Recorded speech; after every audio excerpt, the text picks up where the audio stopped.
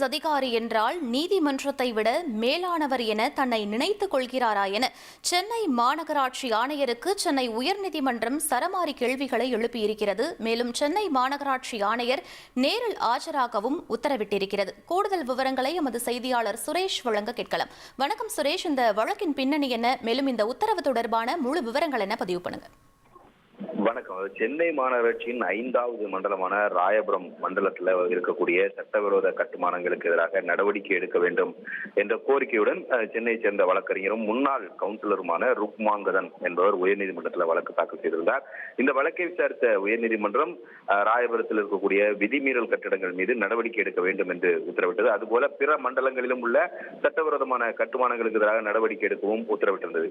2021ஆம் ஆண்டு டிசம்பரில் பிறப்பிக்கப்பட்ட இந்த உத்தரவை அமல்படுத்த நடவடிக்கை எடுக்கவில்லை என்று சென்னை மாநகராட்சி ஆணையருக்கு எதிராக ருக்மாங்கதன் நீதிமன்ற அவமதிப்பு வழக்கை தாக்கல் செய்திருந்தார். இந்த வழக்கை விசாரித்த தலைமை நீதிபதி தலைமையிலான அமர்வு உத்தரவை அமல்படுத்தாததற்காக சென்னை மாநகராட்சி ஆணையருக்கு 1 லட்சம் ரூபாய் அபராதம் விதித்து நேற்றைக்கு உத்தரவிட்டிருந்தது.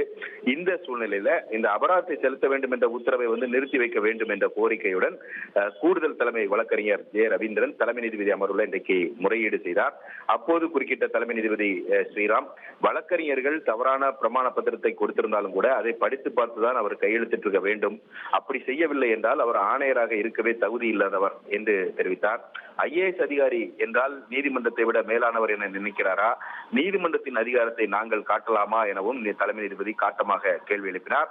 தொடர்ந்து இந்த நீதிமன்ற அவமதிப்பு வழக்கில் நேற்றைக்கு அவர் ஏன் ஆஜராகவில்லை என்று கேள்வி எழுப்பிய தலைமை நீதிபதி உரிய பிரமாண பத்திரத்துடன் நாளை அவர் நேரில் ஆஜராக வேண்டும் என்று உத்தரவிட்டதுடன் வழக்கு விசாரணையை நாளைக்கு தள்ளி வைத்திருக்கிறார். அபராதம் குறித்து பின்னர் முடிவு செய்து கொள்ளலாம் என்றும் தலைமை